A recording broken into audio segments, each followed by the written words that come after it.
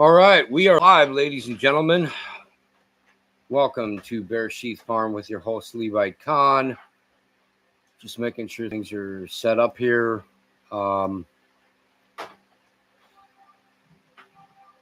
So, that being said,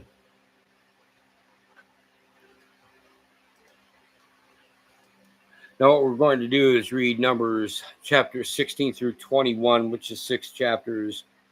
Then I'm going to give you some information and I'll put it up there. Have it ready on Google and then relay it to Scripture to try and connect it a little bit. So that being said, let's make sure. Yep. Okay. All right. Let's start with Numbers chapter 16, shall we? Now Korah, the son of Ishar, the son of Kohath, the son of Levi, and Dathan and Abiram, the sons of Eliab and On, the son of Pelah, sons of Reuben, took men, and they rose up before Moses with certain of the children of Israel, 250 princes of the assembly, famous in the congregation, men of renown. And they gathered themselves together against Moses and against Aaron, and said unto them, Ye take too much upon you, seeing all the congregation are holy, every one of them, and the Lord is among them. Wherefore then lift ye up yourselves above the congregation of the Lord. And when Moses heard it, he fell upon his face. And he spoke unto Korah and unto all his company, saying, Even tomorrow the Lord will show you who are his and who is holy, and will cause him to come near unto him. Even him whom he hath chosen will he cause to come near unto him. Welcome and shalom to Carolyn Gannett. Verse 7, and put fire therein, and put incense in them before the Lord tomorrow. And it shall be that the man in whom the Lord doth choose, he shall be holy. Ye take too much upon you, ye sons of Levi.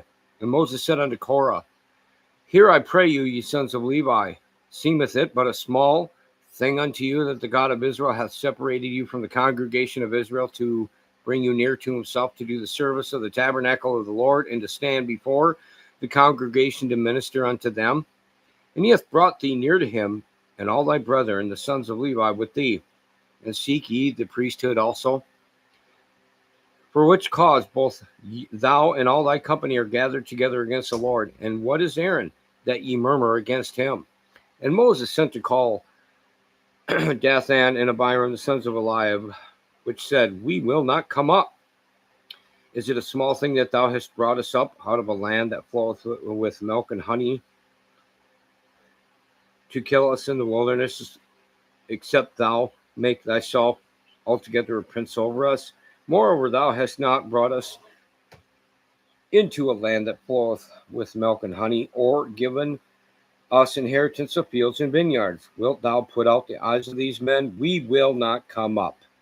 Okay, before I continue on to verse 15, and welcome and shalom to Gangster Talks podcast. Glad you're here. A number of things going on here. People are lusting for power. They want more than what was given to them, which was very a big responsibility with the sons, the Kohath section, or sect did back then. And even Moshe pointed that out. You think this is a small thing? You're already, separated from the regular congregation. So not only that, but it's pretty typical. You see these people say things to you today, and they accuse you of things, and you want to try to work it out with them, and they won't. They will avoid you, and they won't come up and discuss this with you. Try to reason things out. And that being said, folks, except for maybe if they're on their own channel on YouTube, and that can be, that's a real precarious thing. Not for the channel owner, but the others. So there's really nothing new under the sun. But anyway, let's continue on to verse 15. And Moses was very wroth and said unto the Lord, Respect not thou their offering. I have not taken one ass from them, neither have I hurt one of them.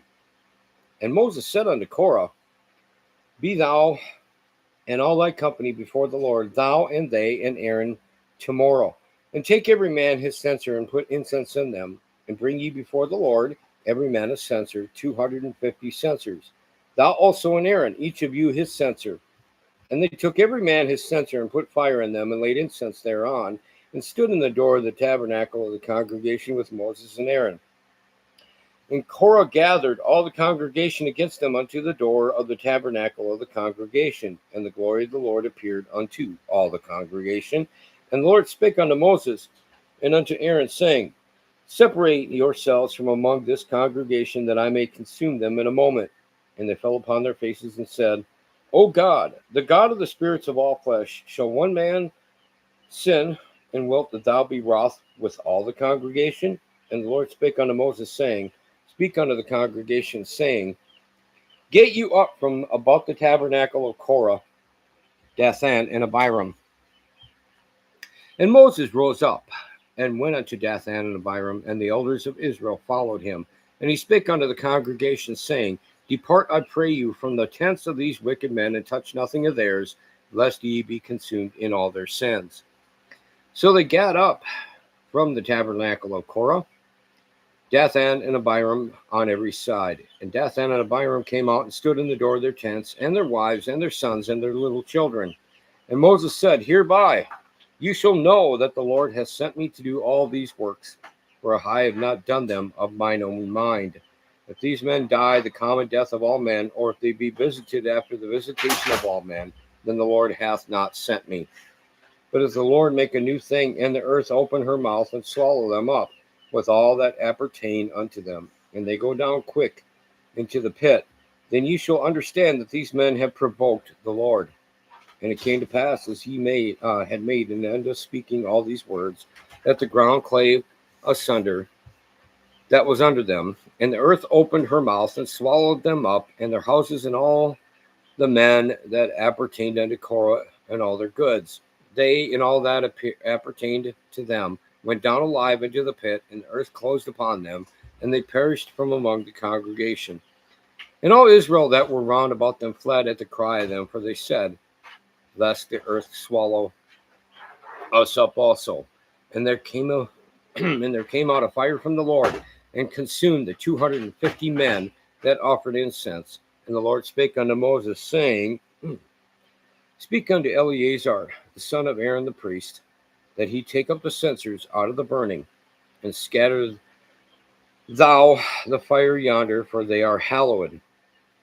The censers of these sinners against their own souls, let them make them broad plates for a covering of the altar, for they offered them before the Lord, therefore they are hallowed, and they shall be a sign unto the children of Israel. And Eleazar the priest took the brasen censers, wherewith they that were burnt had offered, and they were made broad plates for a covering of the altar, to be a memorial unto the children of Israel, that no stranger which is not of the seed of Aaron come near to offer incense before the Lord, that he be not as Korah and as his company, as the Lord said to him by the hand of Moses. But on the morrow all the congregation of the children of Israel murmured against Moses and against Aaron, saying, Ye have killed the people of the Lord. And it came to pass, when the congregation was gathered against Moses and against Aaron, that they looked toward the tabernacle of the congregation, and behold, the cloud covered it, and the glory of the Lord appeared. And Moses and Aaron came before the tabernacle of the congregation, and the Lord spake unto Moses, saying, Get you up from among this congregation, that I may consume them as in a moment. And they fell upon their faces. And Moses said unto Aaron, Take a censer, and put fire therein from off the altar, and put on incense, and go quickly into the congregation, and make an atonement for them. For there is wrath gone out from the Lord, the plague is begun. And Aaron took as Moses commanded, and ran into the midst of the congregation. And behold, the plague was begun among the people. And he put on incense, and made an atonement for the people. And he stood between the dead and the living, and the plague was stayed. Now that they died in the plague were 14,700, beside them that died about the matter of Korah. And Aaron returned unto Moses unto the door of the tabernacle of the congregation, and the plague was stayed. All right, that's all 50 verses of Numbers chapter 16. Welcome and shalom to Old Path. How you doing?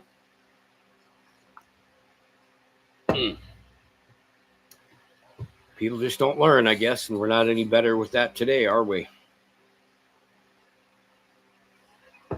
All right, let's keep this going. Numbers chapter 17. And the Lord spake unto Moses, saying, Speak unto the children of Israel, and take of every one of them a rod according to the house of their fathers, of all their princes according to the house of their fathers 12 rods. Write thou every man's name upon his rod, and thou shalt write Aaron's name upon the rod of Levi, for one rod shall be for the head of the house of their fathers. And thou shalt lay them up in the tabernacle of the congregation before the testimony, where I will meet with you. And it shall come to pass that the man's rod whom I shall choose shall blossom, and I will make to cease from me the murmurings of the children of Israel, whereby they murmur against you. And Moses spake unto the children of Israel, and every one of their princes gave him a rod apiece, for each prince one, according to their fathers' houses, even 12 rods. And the rod of Aaron was among their rods. And Moses laid up the rods before the Lord in the tabernacle of witness. And it came to pass that on the morrow Moses went into the tabernacle of witness, and behold, the rod of Aaron for the house of Levi was budded, and brought forth buds, and bloomed blossoms, and yielded almonds. And Moses brought out all the rods from before the Lord unto all the children of Israel, and they looked, and took every man his rod. And the Lord said unto Moses, Bring Aaron's rod again before the testimony, to be kept for a token against the rebels, and thou shalt quite take away their murmurings from me, that they die not. And Moses did so, as the Lord commanded him, so did he. And the children of Israel spake unto Moses, saying, Behold, we die, we perish, we all perish. Whosoever cometh anything near unto the tabernacle of the Lord shall die. Shall we be consumed with dying? That's all 13 verses of Numbers chapter 17. All right.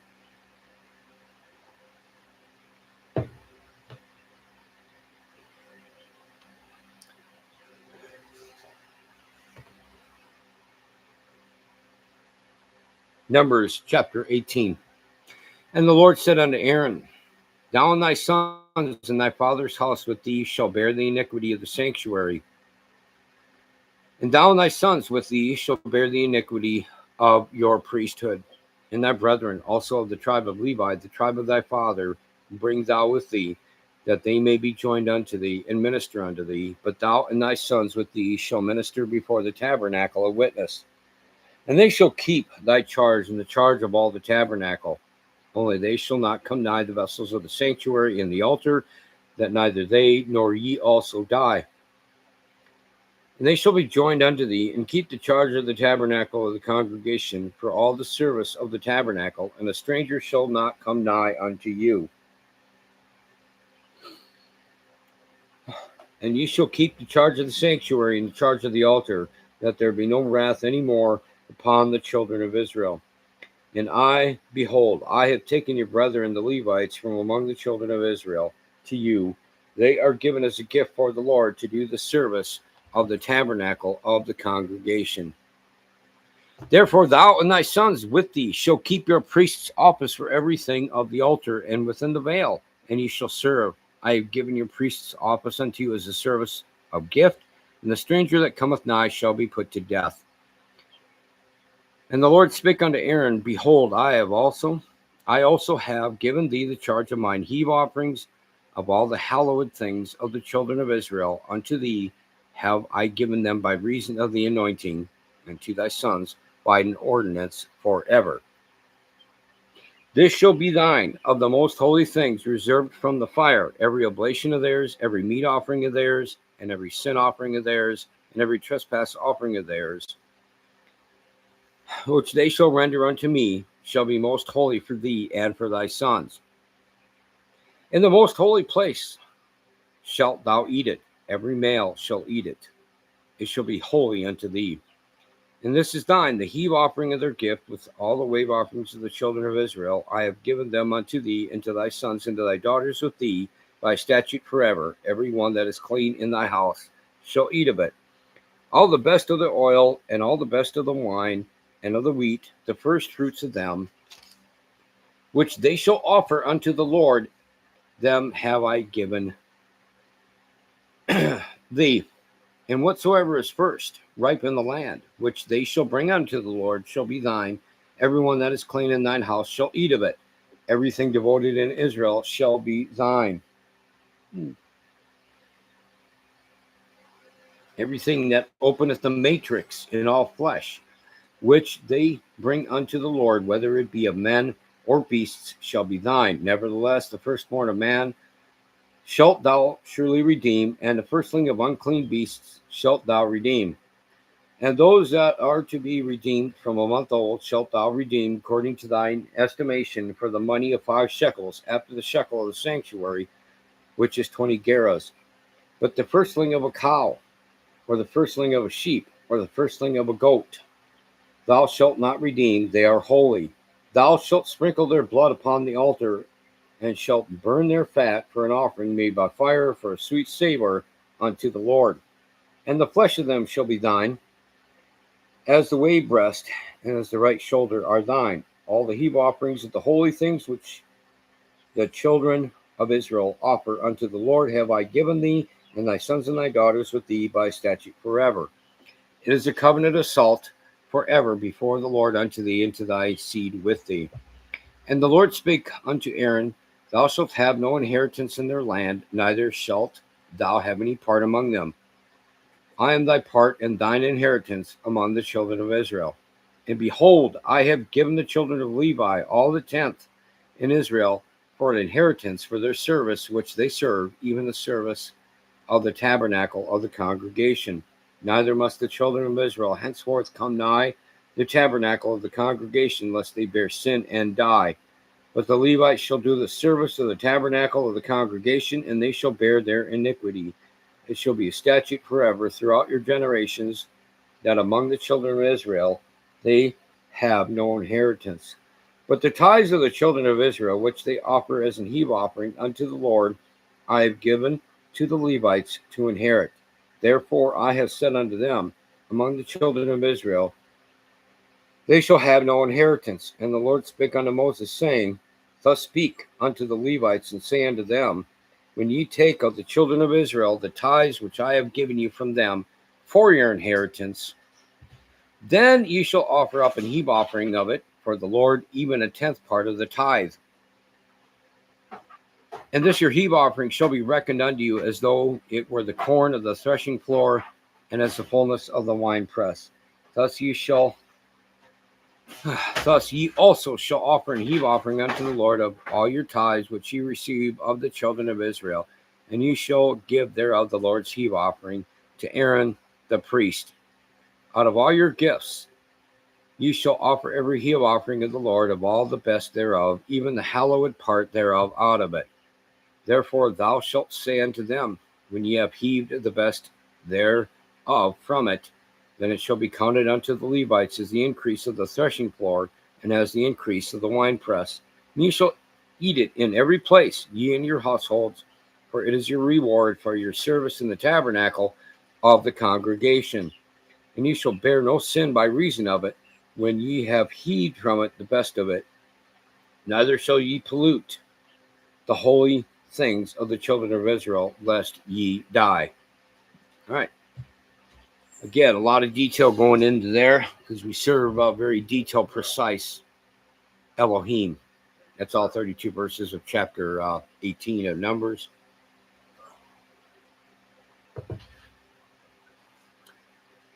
And I think we should just keep this moving. Welcome and shalom to Tex Haas there. How you doing? All right, chapter 19. And the Lord spake unto Moses and unto Aaron, saying, This is the ordinance of the law which the Lord hath commanded, saying, Speak unto the children of Israel that they bring thee a red heifer without spot, wherein is no blemish, and upon which never came yoke. And ye shall give her unto Eleazar the priest, that he may bring her forth without the camp, and one shall slay her before his face. And Eleazar the priest shall take of her blood with his finger and sprinkle of her blood directly before the tabernacle of the congregation 7 times. Yeah, 7 times. That's a significant number, folks. Right, verse 5.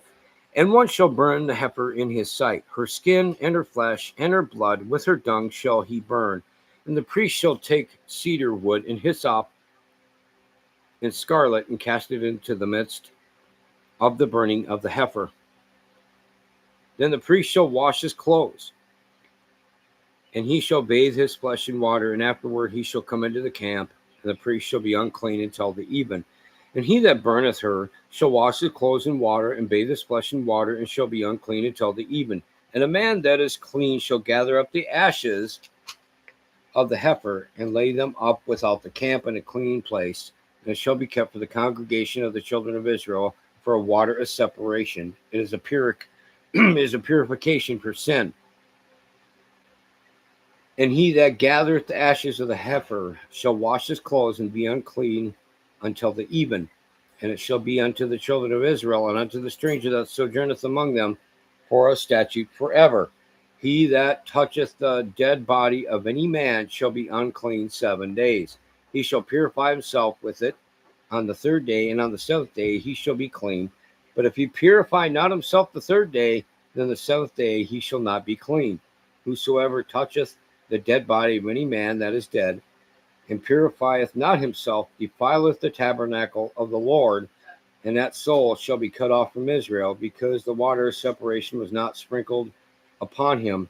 He shall be unclean. His uncleanness is yet upon him. This is the law, where a man dieth in a tent. All that come into the tent, and all that is in the tent, shall be unclean 7 days. And every open vessel which hath no covering bound upon it is unclean. And whosoever toucheth one that is slain with a sword in the open fields, or a dead body, or a bone of a man, or a grave, shall be unclean 7 days. And for an unclean person, they shall take of the ashes of the burnt heifer of purification for sin, and running water shall be put thereto in a vessel. And a clean person shall take hyssop, and dip it in the water, and sprinkle it upon the tent, and upon all the vessels, and upon the persons that were there, and upon him that touched a bone, or one slain, or one dead, or a grave. And the clean person shall sprinkle upon the unclean on the 3rd day, and on the 7th day, and on the 7th day he shall purify himself, and wash his clothes, and bathe himself in water, and shall be clean at even. But the man that shall be unclean and shall not purify himself, that soul shall be cut off from among the congregation, because he hath defiled the sanctuary of the Lord. The water of separation hath not been sprinkled upon him. He is unclean. And it shall be a perpetual statute unto them, that he that sprinkleth the water of separation shall wash his clothes, and he that toucheth the water of the separation shall be unclean until even. And whatsoever the unclean person toucheth shall be unclean, and the soul that toucheth it shall be unclean until even. All 22 verses of Numbers chapter 19. All right.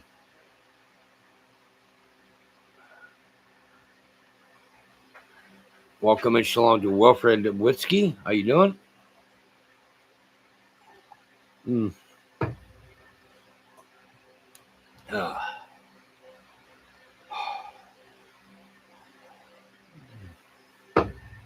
me look at something here, and then we'll get going on.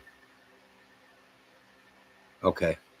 Let's continue on to chapter 20, shall we? Because, anyway, let's just get this done, folks. And then came the children of Israel, even the whole congregation, into the desert of Zin in the 1st month, and the people abode in Kadesh. And Miriam died there and was buried there. And there was no water for the congregation, and they gathered themselves together against Moses and against Aaron. And the people chode with Moses and spake, saying, Would God that we had died when our brethren died before the Lord.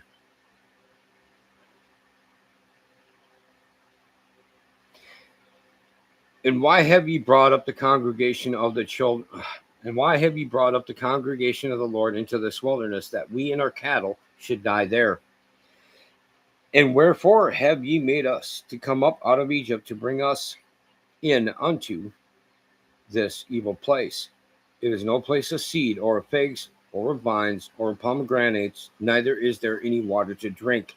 And Moses and Aaron went from the presence of the assembly unto the door of the tabernacle of the congregation, and they fell upon their faces, and the glory of the Lord appeared unto them.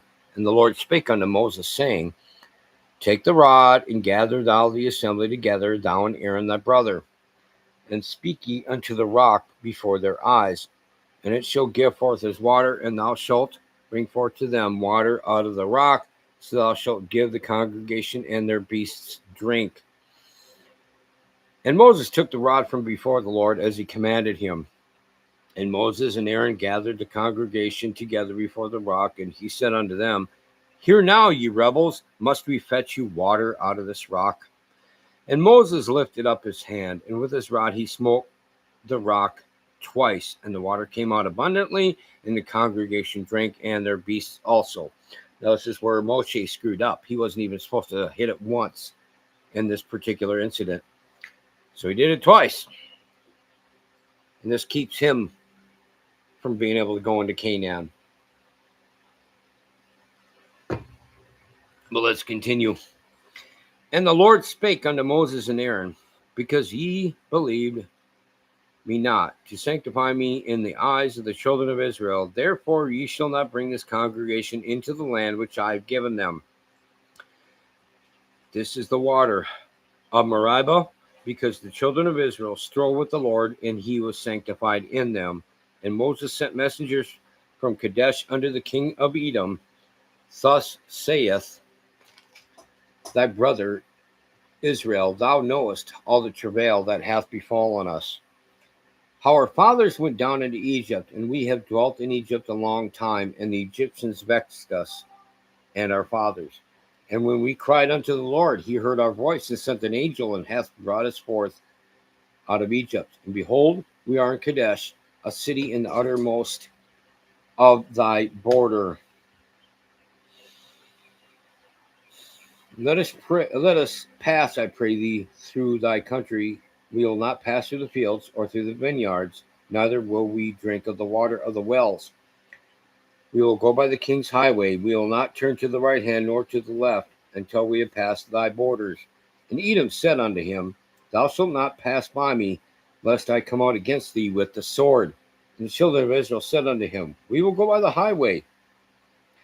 And if I and my cattle drink of thy water, then I will pay for it. I will only, without doing anything else, go through on my feet. And he said, Thou shalt not go through. And Edom came out against him with much people and with a strong hand. Thus Edom refused to give Israel passage through his border. Wherefore Israel turned away from him, and the children of Israel, even the whole congregation, journeyed from Kadesh and came unto Mount Hor. And the Lord spake unto Moses and Aaron in Mount Hor by the coast of the land of Edom, saying, Aaron shall be gathered unto his people, for he shall not enter into the land which I have given unto the children of Israel, because ye rebelled against my word at the water of Meribah.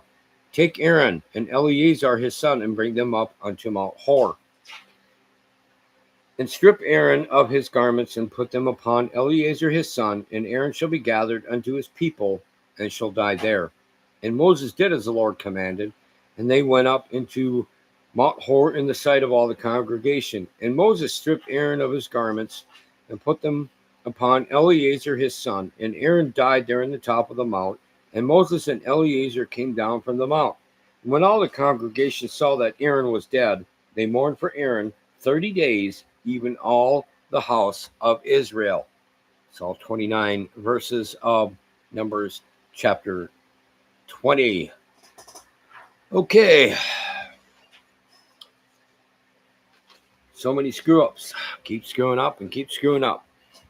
I guess the only thing I can honestly claim is that I didn't have Elohim talking to me in an audible voice that I can hear literally. I don't know how I would have done back then.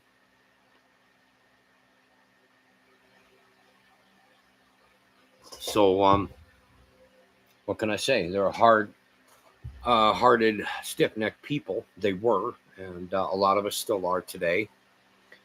I mean, you don't really need to get that profoundly into it. I mean, you can. It's just, anyway. But God gave them a lot of grace anyway. Those 250 men of the Kohathites, that Levitical branch, I truly believe they are not with the Lord in the kingdom. I just don't believe that. Hopefully I'm wrong, but I doubt it. And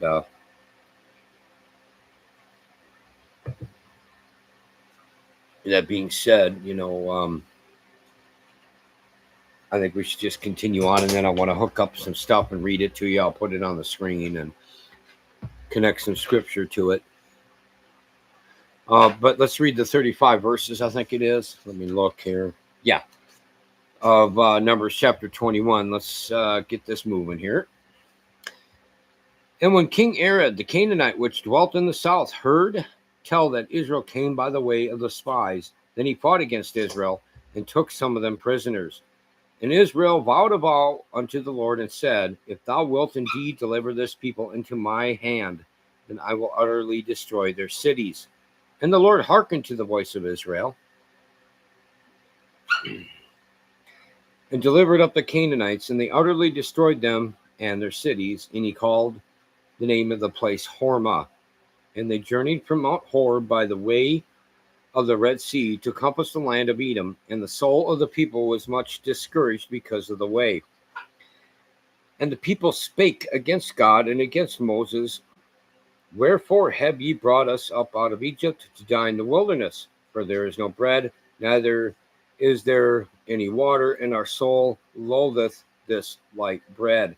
And the Lord sent fiery serpents among the people, and they bit the people, and much people of Israel died. Before I go on to verse 7, I might as well just be honest. I don't understand it, when they had a direct mediator named Moshe, and he told them everything. At times they heard the thundering and the lightning, saw it, and the voice of Yah the Father, I believe. And they still kept doing this kind of stuff. This really baffles me. I don't want to judge them in the wrong way. I just don't get it, because I don't have that experience. I've had signs given to me in the past and that. I'm not a prophet, but I bet, the Lord's answered me directly, and then I've gone back to sin. So, maybe I would be just as guilty. It's hard to tell. Okay, verse 7. Therefore the people came to Moses and said, we have sinned, for we have spoken against the Lord and against thee. Pray unto the Lord that he take away the serpents from us. And Moses prayed for the people. And the Lord said unto Moses, make thee a fiery serpent, and set it upon a pole, and it shall come to pass that every one that is bitten, when he looketh upon it, shall live. And Moses made a serpent of brass, and put it upon a pole. And it came to pass that if a serpent had bitten any man, when he beheld the serpent of brass, he lived. And the children of Israel set forward and pitched in Oboth. Before going to verse 11, how many chapters and books, or scrolls later down, we're going to see that thing had to be taken down, because the later Israelites, their successors, started worshiping that thing. So let me look at the chat.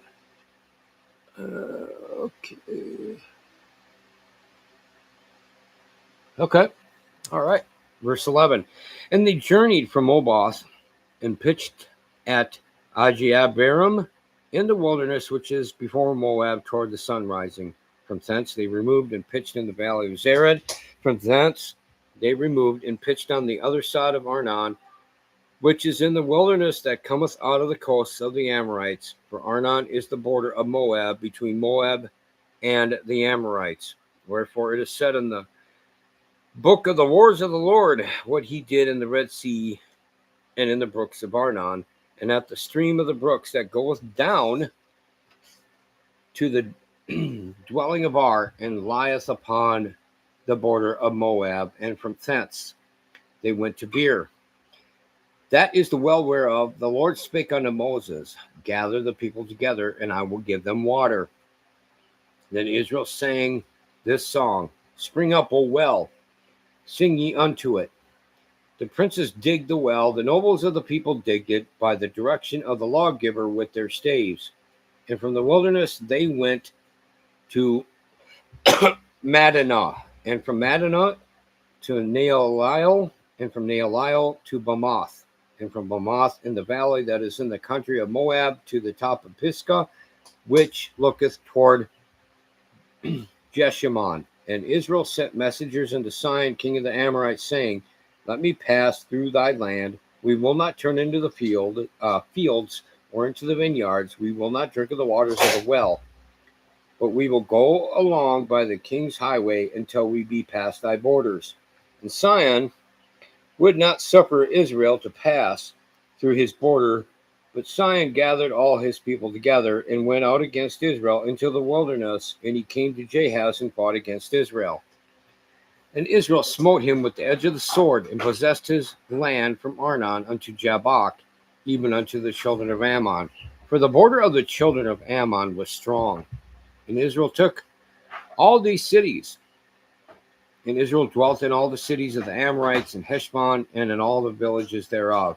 For Heshbon was the city of Sihon, the king of the Amorites, who had fought against the former king of Moab, and taken all his land out of his hand, even unto Arnon. Wherefore they that speak in Proverbs say, Come into Heshbon, let the city of Sihon be built and prepared. For there is a fire going out of Heshbon, a flame from the city of Sihon. It hath consumed Arba Moab, and the lords of the high places of Arnon. Sorry about my tongue went Ari, folks. Verse 29, Woe to thee, Moab! Thou art undone, O people of Chemosh. He hath given his sons that escaped and his daughters into captivity unto Sihon, king of the Amorites. Now, before we go into verse 30, the Ammonites, with their god Molech, that they burnt, their children alive on, their babies, especially their infants. Moabites called that god Chemosh. Same difference. So we have shot at them. Heshbon has perished even unto Dibon, and we have laid them waste, even unto Nophah, which reacheth unto Medeba.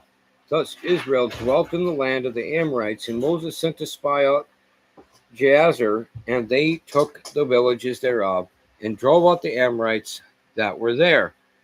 And they turned and went up by the way of Bashan, and Og the king of Bashan went out against them, he and all his people, to battle at Edrei. And the Lord said unto Moses, Fear him not, for I have delivered him into thy hand, and all his people and his land, and thou shalt do to him as thou didst unto Sihon king of the Amorites, which dwelt at Heshbon. So they smote him and his sons and all his people until there was none left him alive, and they possessed his land. Okay. All 35 verses in Numbers or Bamidbar, chapter 21. Let me look at the chat.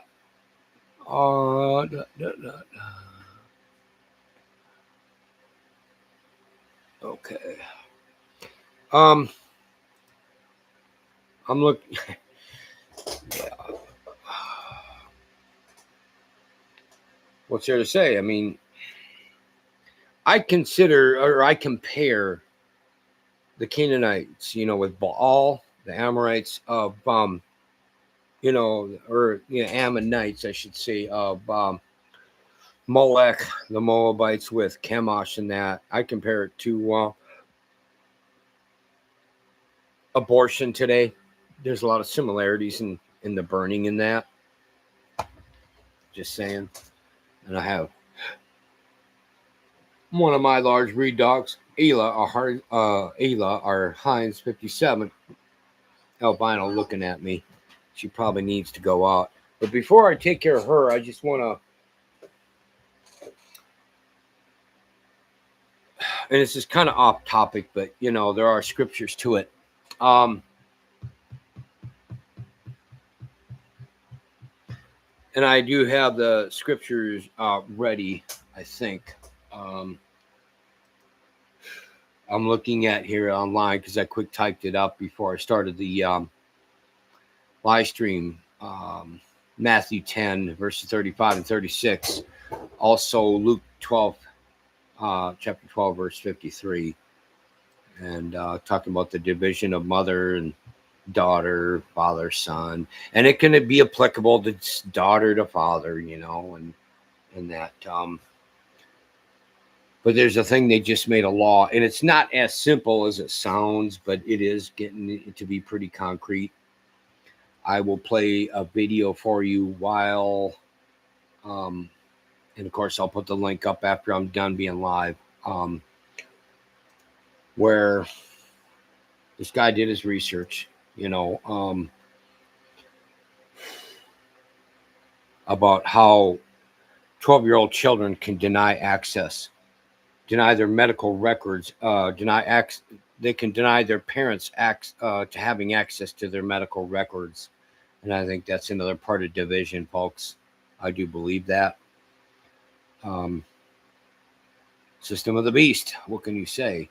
But let's go ahead, and while I'm playing this for you people, because I've already watched it, and then I'll do the scriptures after that. I'll just anyway, I'll get this up here, share on screen. Alrighty, here we are, and I'll put this down. Where is that? Oh, here we are. Let me get through the commercials here.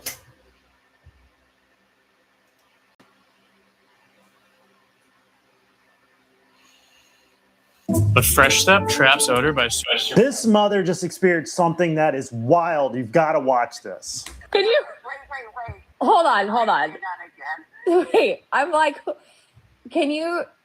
Okay, hold on. Let me understand this. So while he's 11, I'll have access to his medical records. But once he turns 12, the government locks me out. Yes, because there's the I'm sure you've heard of HIPAA. Yeah, so of course. He now has privacy rights under HIPAA. So as a parent, I can't see my 12-year-old's medical records? No. What? I thought it was 14. I've heard. Okay, so it's crazy, and I'm not saying that, like, I'm the bearer of bad news. Please don't listen. No, I understand. You're just doing your job. It's okay. I don't even agree with it. So, but, like, I literally had to have my daughter come in the doctor's office with me and say, you can give my mother access to, elevated access, and you can request elevated access, but your child has to agree to it. Got it. Okay, he's not even going to understand what that is. I know. It's so crazy. You're like, you know what? He's an 11-year-old boy. He's like, 20 now, and he still goes, can't you call and make the doctor's appointment for me? And I'm like, no, sorry. That is crazy work. Yeah, it's crazy. So I'm so sorry, but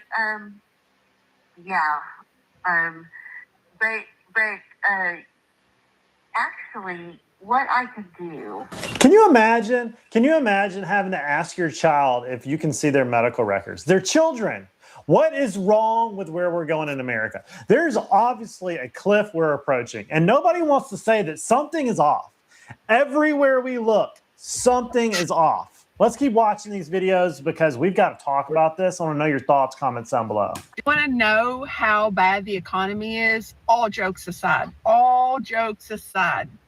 come work in the ER and see someone in acute kidney injury, which means your kidneys are literally shut down. They are not working. They've been out in the heat all day outside working for their job, and they come in with kidney failure because they're so dehydrated, passing out, literally 1 foot on the other side of the grave. And they're telling you that they can't be admitted to the hospital because they have to get back to work tomorrow.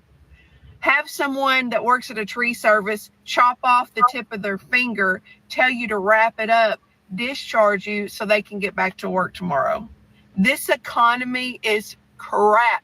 People can't even be sick and stay at home and recover because they're worried about not paying their bills.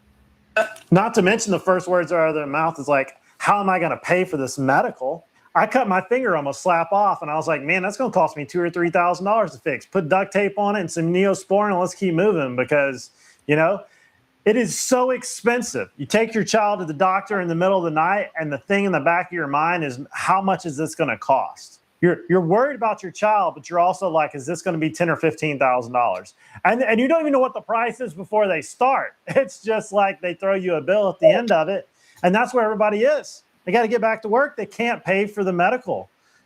Nobody has insurance, or the insurance picks and chooses what it's going to cover and never what you actually needed to cover.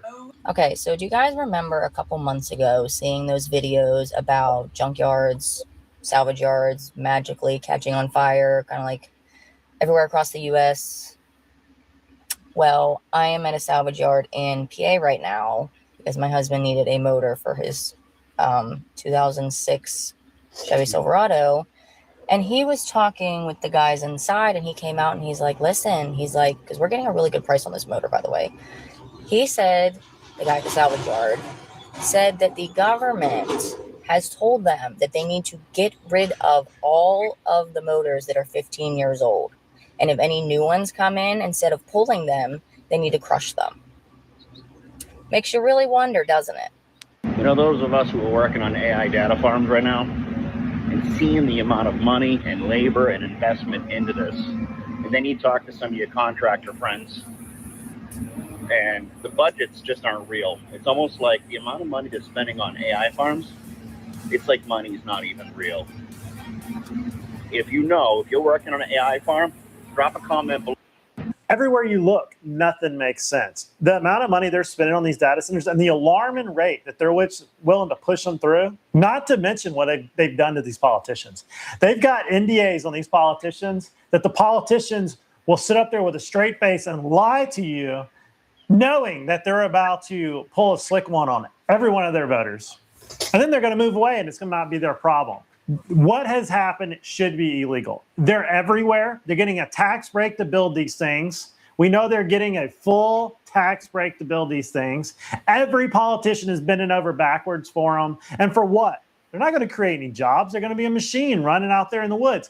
They will arrest me or you for catching a fish a half-inch too long. Meanwhile, they will go and plow under an entire forest to build a data center that in 15 or 20 years won't be a data center anymore. What happens when all these computers go obsolete and they need half as much space, but yet they've destroyed all this stuff and built all these buildings? What is this for? It is scary how fast this is going up, how things are changing. We're willing to argue over if a 12-year-old can keep their parents from looking at their medical records.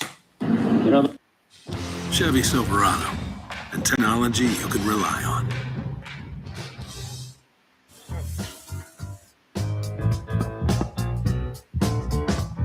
When you data centers, however the say it, are just a cover for something going on underground. Listen, this is just a theory and for entertainment only, okay? But doesn't it feel like data centers started popping up everywhere all of a sudden? Now, the official explanation for this is AI is booming and we need more data centers to keep up with that. And that may be true. But look at these maps with me first and then make a decision, okay? First up is the data centers in the U.S. This map shows the amount of data centers per state. It's a shit ton of them, suddenly, right? Okay, now this map shows exactly where they are in the state, okay? Cool. Now, look at this one. It was proposed in the 70s by the RAND Corporation. It's an underground hyperspeed railway. No shit. They proposed it to the Air Force. Now I paid my power bill, so my power was just cut in the middle of this video. So clearly I'm on to something, right? They proposed it to the Air Force, but then they claim they never built it. But wouldn't you know it, when you put the two together, where there is a proposed stop, there is a high amount of data centers. Because what if they need to divert power, divert water to keep whatever's going on, right? Now, here's what's not a theory. These things, these data centers, they are draining power grids so hard, states are bringing in nuclear power plants back online just to keep up, right? They're pulling millions of gallons of water a day for cooling. In some cases, straining local water supplies. So ask yourself this, is that just AI computing power, or is that a cover story for something that needs a lot more power and a lot more water than a server farm should? I don't know, but I've been saying for a while, none of it adds up. The speed, the size, I mean, this is war level industrial like ramp up. I mean, like the amount of chips they're going to have, it's going to take 5 or 10 years to build. The amount of water it's taking, the way the politicians are acting, and they're not even allowed to talk about it. They're willing to arrest people, deny them their freedom of speech at a public venue in front of everybody and not answer any questions. And then here, there's all these different like grants all of a sudden to change power grids and all this stuff. And you're just like, where were you when you were throwing money at the Ukraine war and the Iran war and all these other wars? Why all of a sudden are we doing this? No, I want to know your thoughts. Comments down below. I mean, I don't always agree with what she has to say. She's kind of out there on half the stuff, but I want to know what you have to say about this. If you're an engineer out there, what is your theory on all this? We all want to know. So I'm not sure if anyone else has heard about this, but apparently NVIDIA is teaming up with Span, I think it's called. It's some development company. And what they want to do is, instead of having big data centers, they want to attach a little piece of the data center to your house. I'm not kidding. Basically, they want to put like a small unit, and by small, I mean about like the size of like 2 or 3 air conditioners, on the side of your house, filled with all their equipment to make your house a small data center. And I did a video how I on saw this. this pitch was, we'll give you $22,000 to do this. And I'm sitting here like, or $22,000 a year to be specific. And I'm like, oh, interesting. Well, the whole world's already going to crap. And this might be slightly better than building giant data centers. And I started looking into it. Yeah, here's the problem. The $22,000 is to cover the electrical usage of this thing that they want to put on your property. It's not like, hey, we'll pay for everything and then give you $22,000 for the inconvenience of having this crap on your property. No. It's to cover the electrical cost. Also, apparently you are responsible for any damage incurred by having this data center put on your property. I mean, what about the insurance liability, the liability in general, fire liability, and the permits involved with it, dealing with the county, the land use code, all this stuff, the headaches of all of it? They would have to pay you more than that. I don't know if I believe this. Yeah. Let that sink in for a minute. So you allow them to create noise pollution right next to your place. I assume this is going to have to tap into your water main so it can be cooled. It uses your electricity, and they're giving you enough money to cover its operational costs. Oh, and I almost forgot. They're going to put a giant electrical battery, somewhere on your property, probably your garage, so that if there's excess electricity from the solar panels that they're also going to install in your place. I don't know if I believe this guy. I would think they would have to almost rent the space from you. I mean, that's what 5G towers do. That's what a lot of these things, even if you have a oil or gas pump somewhere on your property that they're paying you a lease for, they would have to give you something, or people just won't want to do it. Like, there's no way you could foot the bill for the insurance and the liability and the permitting and all that stuff. Like, who would do this? First priority. But I will say it's the idea is there, because I did a bit on another video where they were paying for it, basically renting the space.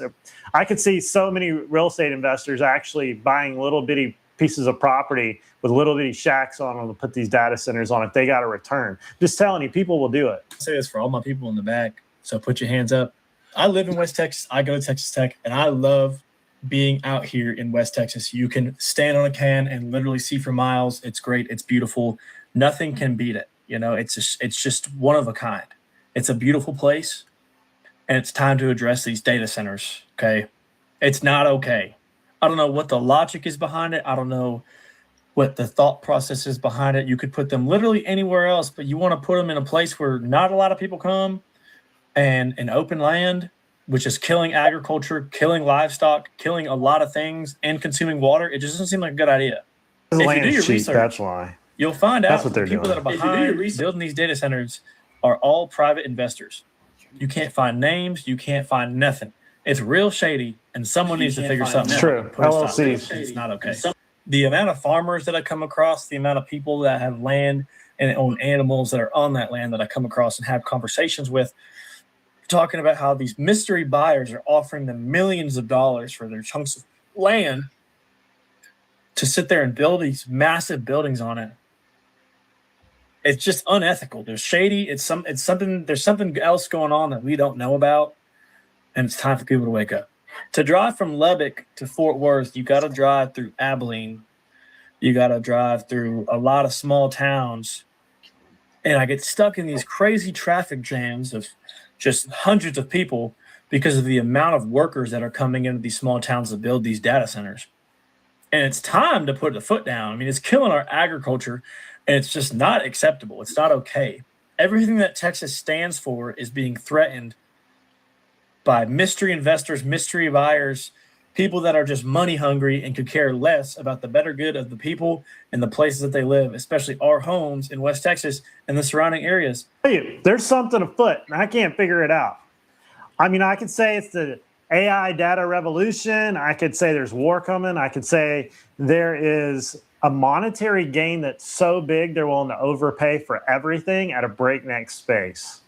Like the returns on the margins they know about must be humongous. And the fact they can buy all these local politicians at the rate that they're doing, nobody questions it. And where is like all the federal government stuff that's supposed to check on all this? The EPA, the antitrust stuff, the DOJ, all this eminent domain that's going on. I mean, go and look at the girl that her mother's house was getting taken because they want to expand the power lines.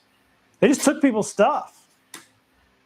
This summer, we're seeing a lot of lace-trimmed hems, lace over lace.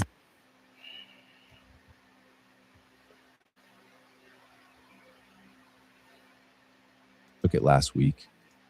As a resident of Utah who gets to hear all the news about the data center, right? Data center.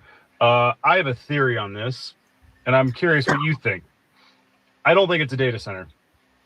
It just doesn't make sense to me that something would need to be that size to be a data center. I've heard the conspiracy theory that it's a surveillance center, which to me is kind of the same thing. But it's worth mentioning the NSA already has one of the largest data centers here in Utah and has for years. And this thing is massive compared to that. I'm going to go on a real stretch here and say containment in Utah. I'll let you fill in the blanks on what they'd be containing. What would they be containing? If it's biological, no. If it's some type of electric warfare, you would see a disruption on a heat map. You would see it on a geological map. You'd see animals moving away, which it's already hearing that a lot of animals are not being around a lot of these data centers. You would hear the hum. There would be a frequency. It wouldn't be paranormal because we've seen Ghostbusters. You know, they had that big box. That didn't go so well. I want to know what you think. Comments down below. Mr. Wonderful, Kevin O'Leary, who's the head of all these data centers, he's worth $400 million. And he is 71 years old. The average life expectancy for men is about 76, 77 years old. Do you notice that all of these older folks are making all of these crucial decisions about our environment, about our future, about technology, cutting down trees and using all of our resources to take away jobs, even though they say that they're going to be creating jobs? I'm not a scientific person. People that work in fast food, people that work at places like Walmart, people that do any kind of service industry, my job, customer service, my job's going to be long gone. They're creating robots to do all of our jobs. And this guy, Kevin, who is 71 years old, who's already worth $400 million, he doesn't give a shit what's going to happen in 10 years. He'll be 6 feet under. A lot of these people in Washington will be 6 feet under, and we will all have to deal with the ramifications of all of the decisions that they're making today. Kevin O'Leary says, well, do you remember before the internet? And no one knew, what we were missing, and people were so afraid of the internet. And then, look how far we've come with the internet. Look how far we've come. We are more divided and less educated and more depressed, more alone since the invention of the internet. Our ability to retain information has gotten smaller. We can just go to Google and look anything up that we want. Do you remember your best friend's phone number when you were in grade school? I do. Do you remember all your passwords? Do you remember your kid's phone number, their cell phone numbers, or your best friend's cell phone numbers now? I have no idea what my friend's cell phone numbers are, because everything is saved. This is where we are headed.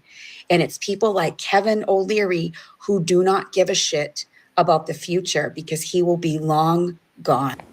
I thought about this the other day. Why are there so many old men at the end of their life still making decisions for the younger generation?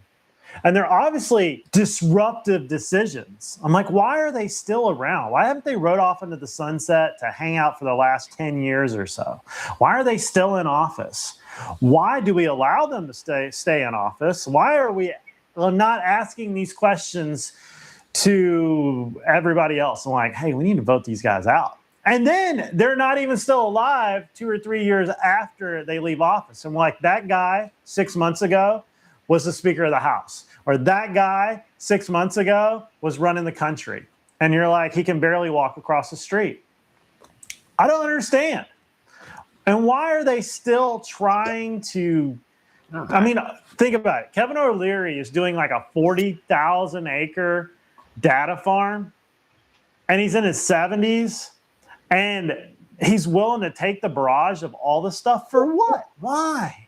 Just doesn't make any sense. None of this makes any sense anymore. I want to know your thoughts, comments down below. This is all just opinion, theory, conjecture. I don't know. I'm just a dude sitting on a yard sale couch. I want to know your thoughts, and let's see where we can go. Let's hive mind this. Can someone please explain to me why we need so many damn data centers? I live in Idaho, okay? And lo and behold, we give tax breaks to billionaires and the citizens pay the property taxes, right? Yeah, that checks out. There's a huge data center coming into Kuna. They're trying to put another one in Pocatello. Idaho is out of water. The Treasure Valley, where I live. You know what's really going to be a problem?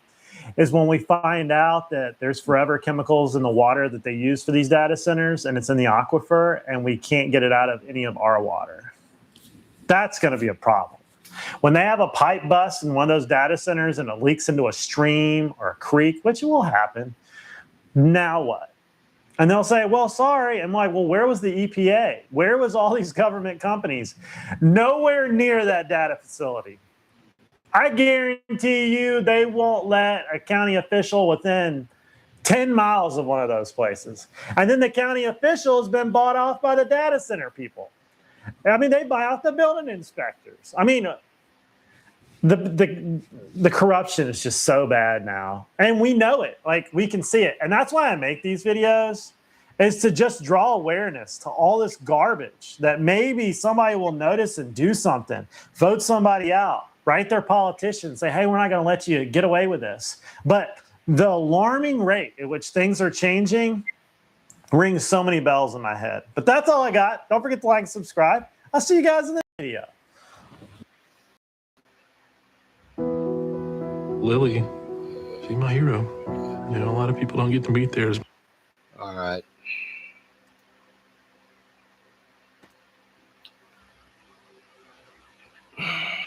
There's a lot to cover in that, folks, and I can't possibly, well, I could, I suppose, want to do how many hours of a live stream, but, talking about 12 years old on and up, having to get permission from your 12 to 17-year-old child to have access to their medical records. Well, you're not a medical expert? Well, I was in the medical field. Secondly, I'm more of an expert than a 12 to 17-year-old, or I'm closer to it. I mean, anyway, but, you know, a lot of this divided stuff, and that was mentioned in the video too. Let's hold on. Let's look into this, and, you know, it's scriptural.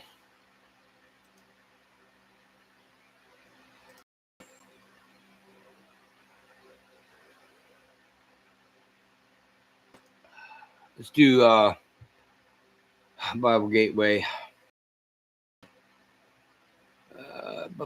Where's King James? Oh, come on here.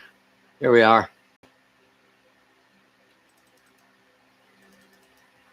All right. The father shall be divided against the son, and the son against the father, the mother against the daughter, and the daughter against the mother-in-law against her daughter-in-law, and the daughter-in-law against her mother-in-law. I mean, they're doing a really good job. They've been pretty successful with this.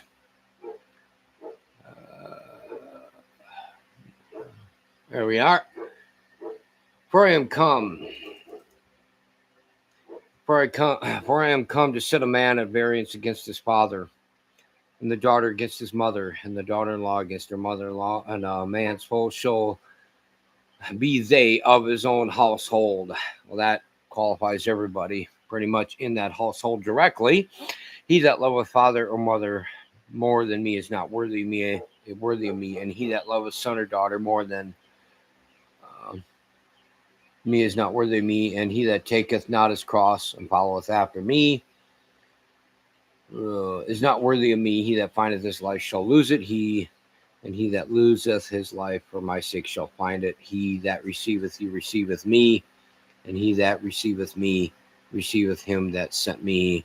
And we can get into a lot more scriptures, obviously. Here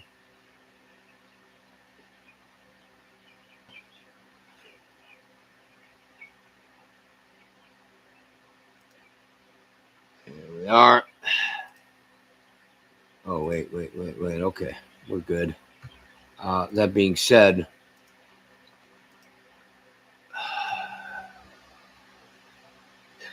anyway, the people who sold their souls to they're supposed to be public servants. In fact, technically speaking, folks, especially the local politicians, they're not even supposed to be doing against their own. They're not supposed to be on their own agenda at all. I mean, neither are the ones that are higher up in the Congress and the Senate. But what are you going to do? We don't have a lot of testosterone as an average, and people aren't, I mean, God's wrath is coming upon this nation anyway, so what can you do? I'm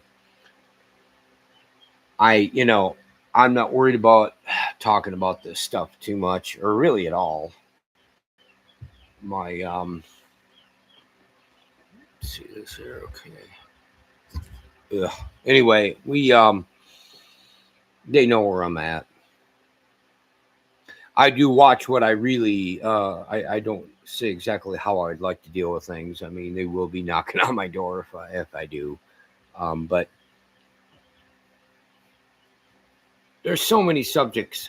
I don't normally play a video that long on here, but I wanted you people to hear that. I will put the link down. I do recommend that you watch his video. I don't want to steal his stuff. That's not what I'm trying to do.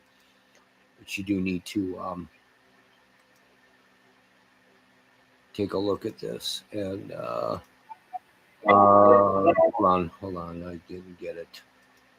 Yeah, here it is. Yak, as in Y-A-K, space it and put Motley, M-O-T-L-E-Y. See, he's a pretty good researcher. The little bit that I know about him, I'm thinking about subbing to him. Now, the only reason, there's some videos of you see and you're looking that I'm showing that I'm not subbed to these people. Some of them is they're very good at what they do, but I am subbed to so many channels already, and it's nothing against Yak. or Yak Motley. I can't keep up with everything anyway, folks. I just can't do it. Not by myself. But I think I'm probably going to have to sub to him too. I really don't have a lot of stuff. Do you guys want me to play something? Kind of a funny-duddy on Mr. Burgundy. I mean, if you do, I can go ahead and put something on. I think I might. Hold on a second.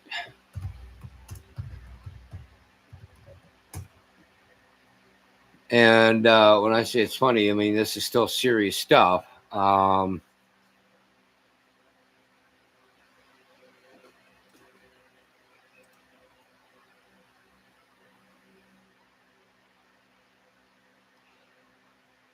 What are you going to do? What are we going to do? Let me go ahead and share this, I guess, and we're going to have a good laugh. Ilhan from my home state, Minnesota.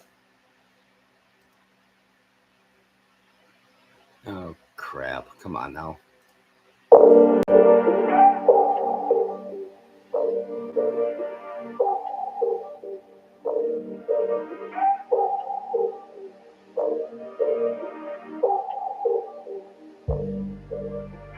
I have a track record of understanding that sanctions have an impact to destabilize not just countries, but human beings who are just trying to survive, who do not have the ability to voice their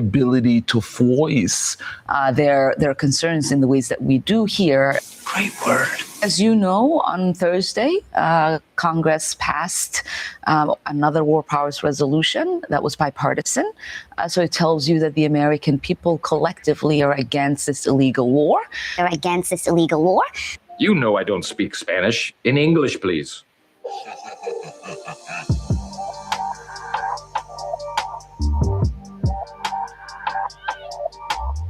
It sounds like you saw some things that were disturbing. Yeah, I mean, it's always been it's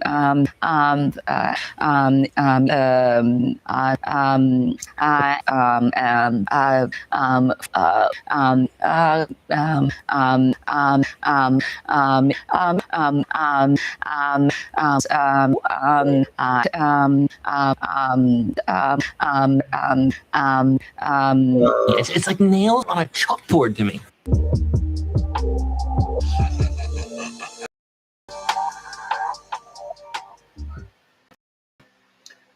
Oh, dear.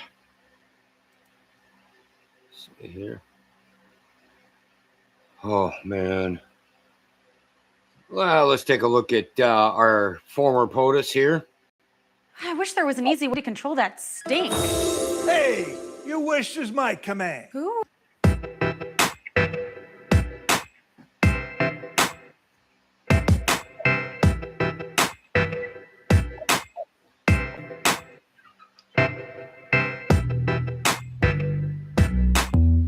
We got crushed in this last election. And now we're in a position where we are struggling to communicate. We're struggling to win back now the majority in the House of Representatives. And that's a big part of what I'm doing, not just today in terms of the work out here, raising money, but also raising awareness around how Donald Trump is trying to rig the midterm elections. I fear that we will not have an election in 2028. I really mean that. You don't mean that. The president is using an authoritarian playbook that I have seen tons of times abroad, where he's sowing misinformation and disinformation about our elections because he thinks his team's going to lose. And I think we need to be clear-eyed about that he is laying out this playbook ahead of November. You're all idiots. Donald Trump, he tries to rig and steal elections. That's what he does. He wants to steal the 2026 election. We should be very clear-eyed about that. The so-called Save America Act, which is really all about voter suppression, is actually dead on arrival in the Senate, and there's nothing that Donald Trump can do about it. Are you sure about that? What's extraordinary to me is that he continues to actually waste time trying to rig the midterm election, in a variety of different ways. You people sound like a broken record.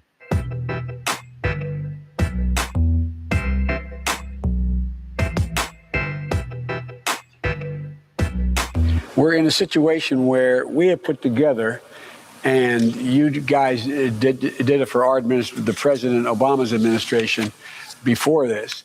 We have put together, I think, the most extensive and inclusive voter fraud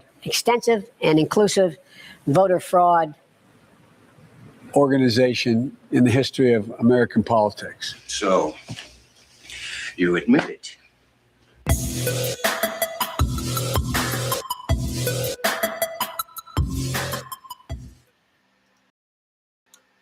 All right, we'll do one more. Well, yeah.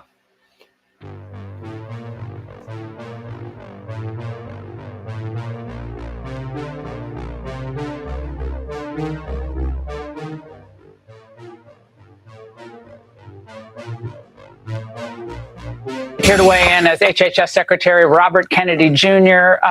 Mr. Secretary, what do Fauci's private diaries reveal most to you? He's a liar. I think the starkest impression that you get from reading these diaries is this massive dichotomy between what he was saying privately and what he was simultaneously saying publicly. You do not know what you are talking about. He says in his diaries on January 30th that the Wuhan lab could not possibly be the source of the virus. Oh, we know that was all false. And then, well, we all know it, but now his diary, he says he knew that. Scumbag. He lied about masks. He lied about social distancing. He lied about the transmission. He lied about natural immunity. He lied about the capacity, as you just said, of the vaccine to prevent infection. He's an asshole. He got vaccinated, a very, very public press conference in January of 2020. And then 5 months later, he had, and this is the first time that we knew this from the diary, he had a pulmonary infarction, which is one of the adverse events that NIH, CDC, and FDA said are expected from the vaccine. Are you shitting me? He never told anybody. He got treated for it privately by the best doctors in America. At the same time, he was telling everybody that that was not an adverse event. I'm going to vomit. The worst part is that giddy narcissism that you see throughout the diary is juxtaposed against really bad public health decisions. So his focus was on self-promotion, clearly.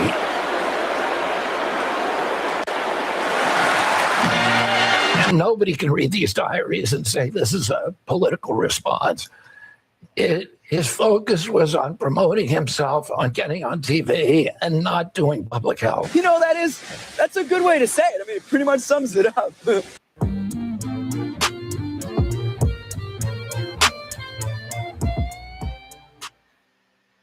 Right.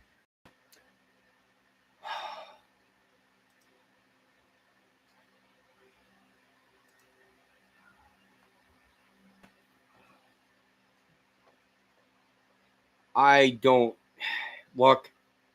I have no doubt that Anthony Fauci's diaries show his guilt with beyond a shadow of a doubt.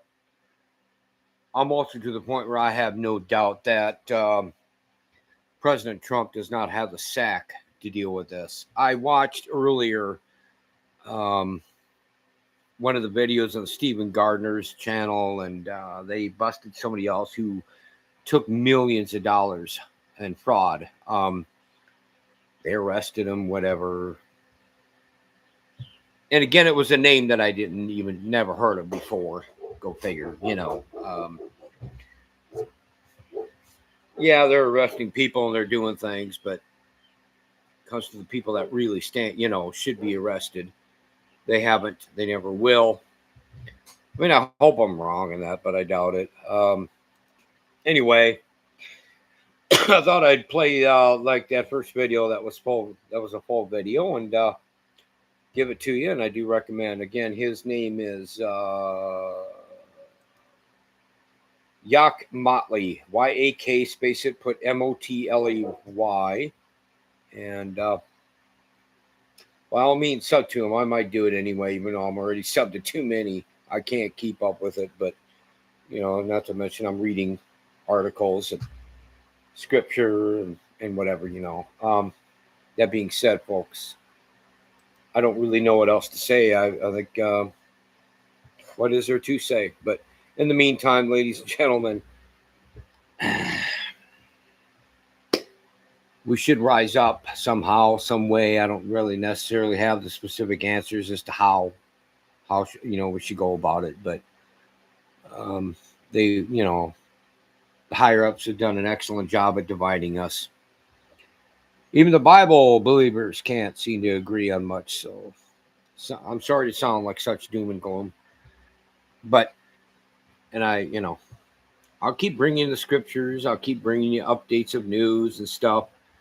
I'm still looking at the Noahide laws and that. So Tex Haas thinks he can't stand her.